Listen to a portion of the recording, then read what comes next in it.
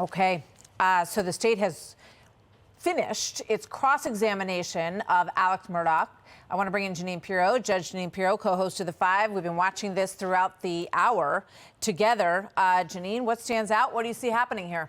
Well, the most interesting part of this is that it seemed that Murdaugh had control of the courtroom. You know, the DA comes in and he's like, you are a thieving, lying con man, and thinking that he's going to taint him.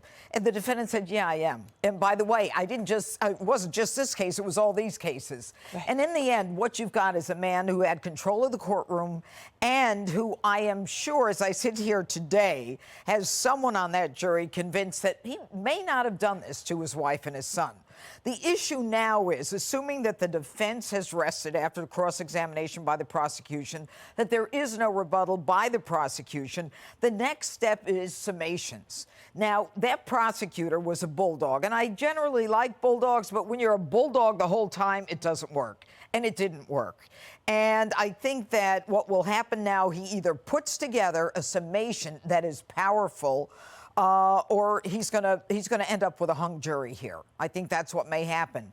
After the summations, of course, the judge will give instructions to the jury, telling the jury things like, if you believe that the defendant lied to you once, you can disregard the rest of his testimony. But in the end, what you have here was a prosecutor and a defendant, where the defendant, I believe, outsmarted the prosecutor, made more friends in the courtroom than the prosecutor did. And don't misunderstand me. I believe certain things in this case, but prosecutions are theater. This is theater. What is this guy doing that will convince a jury that he didn't do it? He's got the tears. He's very consistent in his behavior. When he was being questioned the day after the murders, he's saying, yes, sir, and he is polite and he's crying. There's no changed personality here. This is the same respectful guy who is as quick as you can be. You cannot trick that guy, Murdaugh.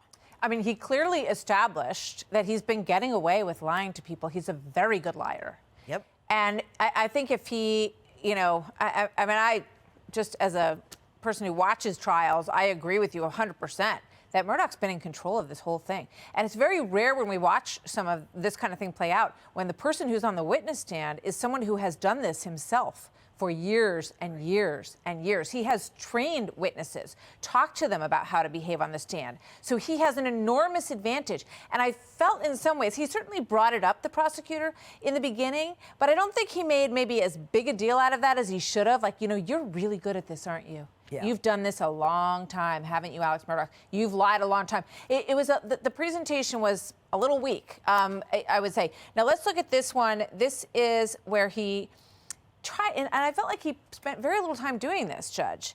But here's where Waters, the DA, says, you know, so here, what's your theory exactly, Alex, of who killed your wife and your son?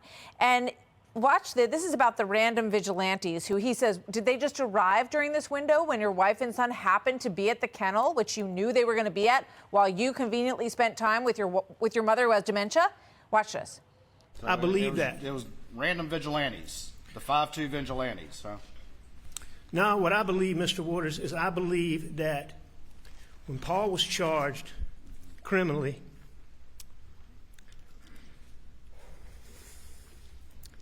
there were so many leaks,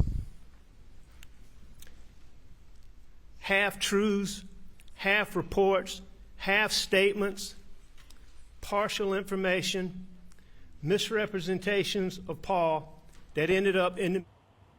Okay, so what you have there is the prosecutor using the term random vigilantes.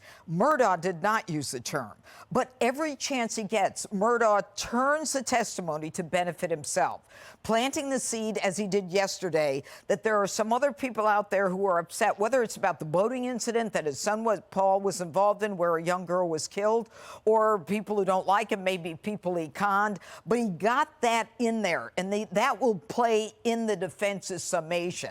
We don't know for sure, because the truth is, what do we have in terms of evidence for the prosecution? You know, this is, as most murder cases are, a circumstantial case. You know, there are no fingerprints, there are no eyewitnesses, you know, there are no confessions, no admissions. The amazing part of it is he denies killing, but he admits he's a liar. But I think the thing that he's got to worry about most is the one thing that he still is lying about, or says he can't remember, I should say, is what happened during that time when he was back at the house. He was 1,100 yards away from the stable, or where the dogs were, the kennels, and yet he's calling his wife, calling her, pacing 293 steps. Why not just get into the golf cart Go and find go out check what's him going out? on. Why do you keep calling him? You were with them 5 minutes ago. Unless he's staying away for a certain period of time on purpose. Exactly.